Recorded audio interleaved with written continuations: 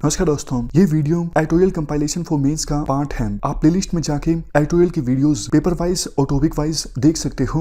और अगर आप दिसंबर 2019 के बाद की वीडियोस को देखना चाहते हो तो वीडियो के नीचे मौजूद ज्वाइन बटन की सहायता से आप मेंबरशिप को ज्वाइन कर सकते हो। चलिए डिस्कशन स्टार्ट करते हैं। आज का पहला इंपॉर्टेंट आर्टिकल देश की इकोनॉमी से संबंधित है। आप जीएस पेपर 3 के इस टॉपिक से आर्टिकल को रिलेट कर सकते हो। देखो, कोविड-19 की महामारी की वजह से ना सिर्फ इंडिया बल्कि दूसरे देशों की भी इकोनॉमिक सिचुएशन काफ़ी ख़राब हुई है।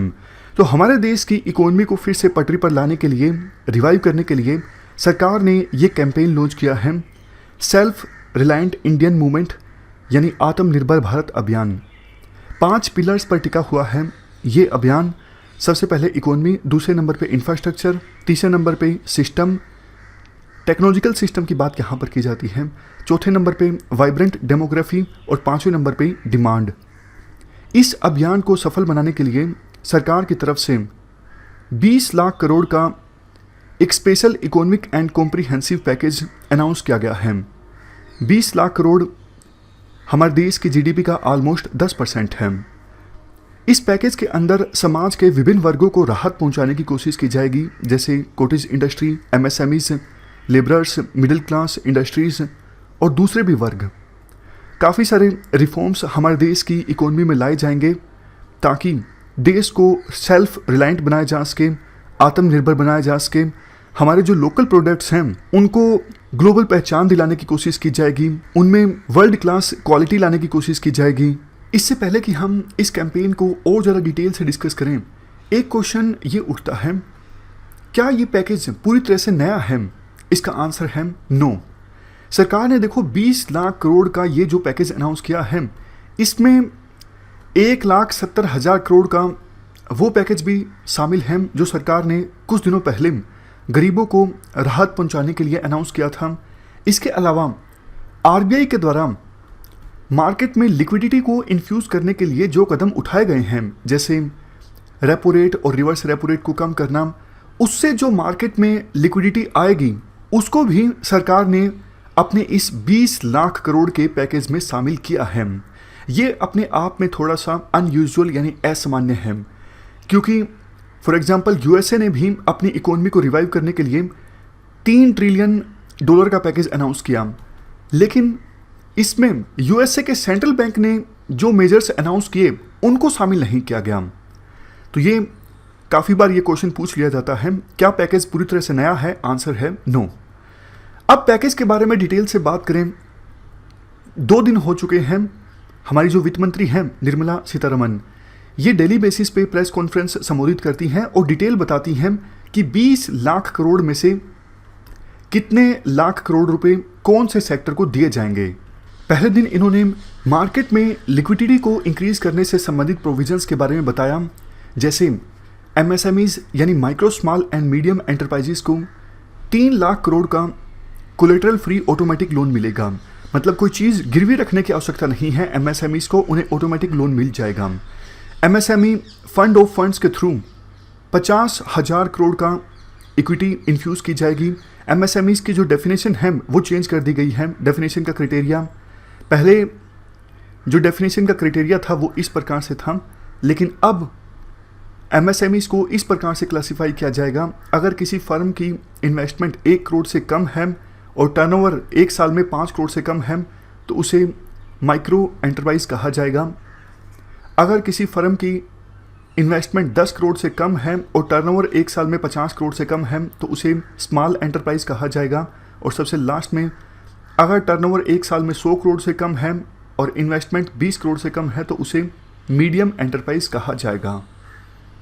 ये मांग देखो काफ़ी समय से चल रही थी कि एमएसएमईज के क्लासिफिकेशन की जो डेफिनेशन है उसे चेंज किया जाए, क्योंकि ये डेफिनेशन काफ़ी पुरानी है। इसके अलावा हमारे देश की एमएसएमईज को फ़ायदा हो, इसलिए 200 करोड़ से नीचे के जो प्रोजेक्ट हैं उनका ग्लोबल टेंडर रिलीज नहीं किया जाएगा, क्योंकि सरकार चाहती है 200 करोड़ से कम के जो प्रोजेक्ट्स हैं वो हमारे देश की एमएसएमईज ही कंप्लीट करें। इसके अलावा देखो, गवर्नमेंट और वेरियस पीएसयूज देश की एमएसएमई से काफ़ी सारा काम करवाते हैं, मतलब उनकी सर्विसेज लेते हैं और उनसे गुड्स भी प्रोक्योर करते हैं। लेकिन पेमेंट काफ़ी लेट से की जाती है। तो इसलिए एमएसएमईज का काम चलना मुश्किल हो जाता है, उनके पास लिक्विडिटी की कमी हो जाती है। लेकिन सरकार ने अनाउंस किया कि गवर्नमेंट को और पीएसयूज को एमएसएमईज का जो बकाया देना है वो 45 दिनों के अंदर अंदर दिया जाएगा।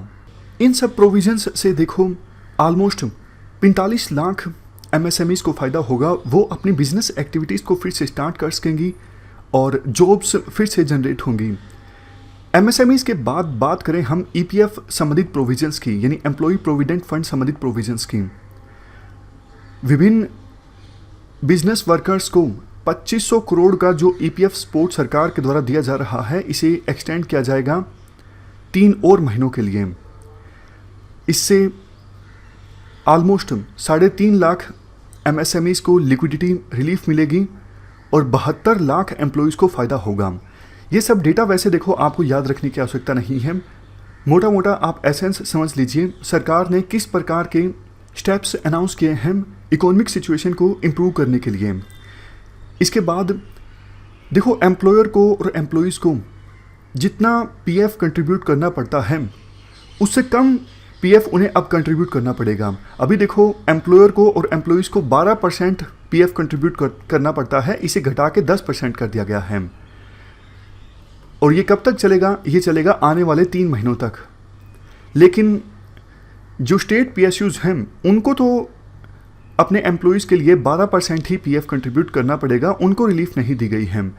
इससे 6.5 लाख यूनिट्स जो ईपीएफओ के अंदर आती हैं उनको फ़ायदा होगा। ऑलमोस्ट 4.5 करोड़ एम्प्लॉयज़ को फ़ायदा होगा और काफ़ी लिक्विडिटी इससे इन्फ्यूज़ होगी। इसके बाद बात करें रियल एस्टेट सेक्टर की। स्टेट्स को ये एडवाइस किया जाएगा कि आप कंस्ट्रक्शन प्रोजेक्ट्स जो रेरा के अंडर आते हैं उनके लिए फोर्स मेजर इन्वोक कीजिए। क्या है, सिंपल भाषा में बताता हूँ। देखो रेरा के अंदर एक निश्चित टाइमलाइन होती है जिसके अंतर्गत प्रोजेक्ट को कंप्लीट करना पड़ता है, बट अभी तो सर्कमस्टांसिस जो हैं अनफोर्सीन हैं, इसीलिए काफ़ी सारे प्रोजेक्ट्स समय पर कंप्लीट नहीं हो सके। तो इसके लिए फ़ाइन नहीं लगाना चाहिए रेरा को उन प्रोजेक्ट मालिकों के खिलाफ, उन प्रमोटर्स के खिलाफ। तो ऐसी सिचुएशन में जब कोई पर्सन कॉन्ट्रैक्ट को कंप्लीट नहीं कर पाता अनफोर्सीन सर्कमस्टांसिस के कारण, उस सिचुएशन को कहा जाता है फोर्स मेजर। तो स्टेट्स को एडवाइस किया जाएगा आप फोर्स मेजर को इन्वोक कीजिए और 6 महीने के लिए टाइम को एक्सटेंड कर दीजिए प्रोजेक्ट्स को कंप्लीट करने के लिए। Next provision, charitable trust, non corporate businesses और प्रोफेशंस, इनका जो आईटी रिफंड सरकार को देना है वो इमीडिएटली इन्हें दिया जाएगा। नेक्स्ट, नॉन सैलरीड पेमेंट्स के लिए टीडीएस को कम कर दिया गया है। 25% टीडीएस कम किया जाएगा नॉन सैलरीड पेमेंट्स के लिए 2020-2021 फाइनेंशियल ईयर के लिए। इससे भी ऑलमोस्ट 50,000 करोड़ की लिक्विडिटी मार्केट में इन्फ्यूज़ होगी। इनकम टैक्स रिटर्न्स फाइल करने की जो डेट है इसे एक्सटेंड कर दिया गया है। अब 30 नवंबर तक इनकम टैक्स रिटर्न्स को फाइल किया जा सकता है। सबसे लास्ट में बजट में देखो सरकार ने एक स्कीम अनाउंस की थी, विवाद से विश्वास तक। इस स्कीम के अंतर्गत प्रोविज़न ये था, अगर किसी का सरकार के साथ डिस्प्यूट है टैक्स अमाउंट को लेके, तो आप लिटिगेशन को बंद कीजिए, केस लड़ना बंद कीजिए, सिर्फ जितना डिस्प्यूटेड टैक्स का अमाउंट है वो दे दीजिए। बदले में सरकार आपसे इंटरेस्ट नहीं मांगेगी, बदले में सरकार आपसे फ़ाइन नहीं मांगेगी और सरकार अपना केस आपके ऊपर से वापस ले लेगी। तो इस स्कीम का जो टाइम स्पेन है उसे इंक्रीज़ कर दिया गया है। ये स्कीम अब 31 दिसंबर तक इम्प्लीमेंट रहेगी। तो ये हमने लिक्विडिटी संबंधित कुछ प्रोविजंस जो सरकार के द्वारा अनाउंस किए गए हैं उनके बारे में बात की। इनकी टोटल वैल्यू 5.5 लाख करोड़ है। आर्टिकल में कहा जाता है, देखो लिक्विडिटी को इंक्रीज करने के लिए सरकार ने जो ये प्रोविजंस अनाउंस किए हैं ये काफ़ी ज़्यादा इंप्रेसिव हैं, क्योंकि मांग ये चल रही थी कि एमएसएमईज के लिए कोई बेल आउट पैकेज अनाउंस किया जाए, मतलब सीधा सीधा पैसा दिया जाए एमएसएमईज को। सरकार ने ऐसा ना करके उन्हें 3 लाख करोड़ का कोलेटरल फ्री ऑटोमेटिक लोन देने की बात कही है। आमतौर पे होता क्या है, ऐसी सिचुएशन में जब इकोनॉमिक सिचुएशन काफ़ी ख़राब है तो प्रॉपर्टी के रेट काफ़ी ज़्यादा गिर जाते हैं और एमएसएमईज लोन किस पे लेती हैं, प्रॉपर्टी पे ही लेती हैं ना, मतलब ज़्यादातर प्रॉपर्टी पे लेती हैं। तो प्रॉपर्टी के रेट गिर गए तो उनको ज़्यादा लोन नहीं मिल सकेगा, और बैंक भी काफ़ी ज़्यादा रिलेक्टेंट होते हैं एमएसएमईज को लोन देने में। तो सरकार ने सोवरेन क्रेडिट गारंटी दी है, मतलब सरकार ने बैंकों को बोला है आप एमएसएमईज को बिना कोलेटरल के, बिना कोई चीज़ गिरवी रखे लोन दीजिए, और अगर वो लोन नहीं चुका पाते हैं वापस तो हम आपको पैसा देंगे। समझ गए? तो ये काफ़ी अच्छी चीज़ है। लेकिन आर्टिकल में कुछ कंसर्न्स भी व्यक्त किए जाते हैं, जैसे सरकार को इंटरेस्ट रेट भी अनाउंस कर ही देने चाहिए थे, मतलब मैक्सिमम बैंकों के द्वारा एमएसएमई से लोन पे कितना इंटरेस्ट लिया जा सकता है, ताकि बैंक किसी प्रकार की मनमानी ना कर सकें। इसके अलावा जो ये स्कीम है इसको 31 अक्टूबर तक अनाउंस करने के बजाय फाइनेंशियल ईयर के ख़त्म होने तक अनाउंस कर देना चाहिए था। मतलब जो लिमिट रखी गई है इस स्कीम की वो कम है 31 अक्टूबर, इसे 31 मार्च तक अनाउंस कर देना चाहिए था। वैसे देखो अभी देश मानसून सीजन में एंटर करने वाला है, तो इकोनॉमिक एक्टिविटीज़ जो हैं वो वैसे भी डल होंगी, तो देखना ये होगा कि कितने बोरोअर्स को फ़ायदा मिल पाता है सरकार के इन प्रोविजंस से। इस डिस्कशन में फ़िलहाल इतना ही है। Thank you very much for discussion.